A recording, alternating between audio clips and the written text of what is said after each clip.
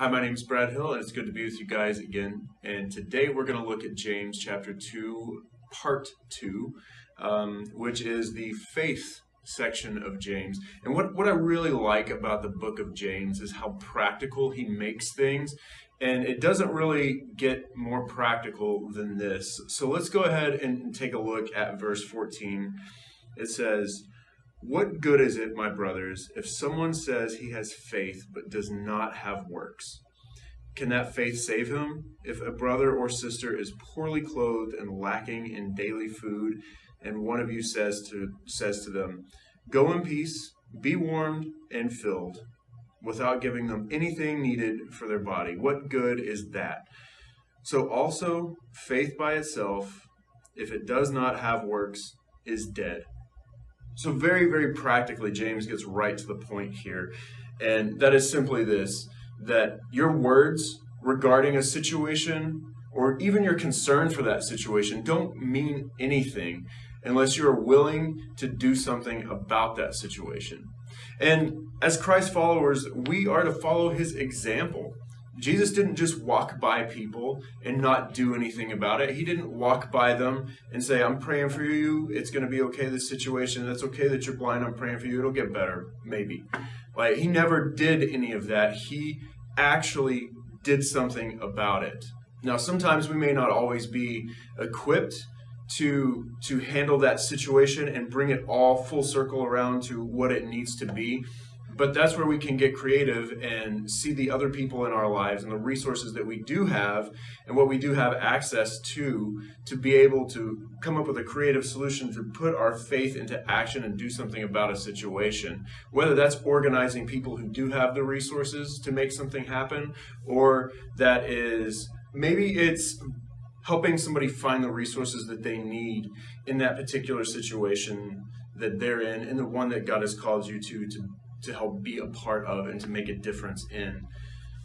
Now let's keep reading and let's take a look at verse 18. It says, "But someone will say, 'You have faith and I have works. Show me your faith apart from your works, and I will show you my faith by my works.'"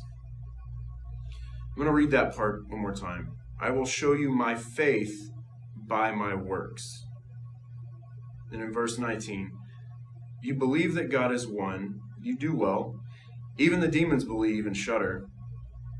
Do you want to be shown, you foolish person, that faith is apart from works is useless? Was not Abraham our father justified by works when he offered up his son Isaac on the altar? You see, that faith was active along with his works, and faith was completed by his works. And the scripture was fulfilled that says, Abraham believed God, and it was counted to him as righteousness. And he was called a friend of God." You see that a person is justified by works and not by faith alone. And in the same way, was not also Rahab the prostitute justified by works when she received the messengers and sent them out by another way? For as the body apart from the spirit is dead, also faith apart from works is dead. You know, sometimes we can read this part of James and we tend to think that it's always about somebody who is in need or the poor or something in that type of situation. And that's just simply not true. And if you look at this passage right here that we just read, it brings up examples of Abraham. He was not trying to make sure that Isaac had plenty of food to eat. He was offering him on the altar. He was prepared to kill his own son just because he had faith that God would provide in one way or another. And he did, ultimately. He didn't have to kill Isaac. God provided a sacrifice. But his faith in God was followed up by his works when he actually put him on the altar.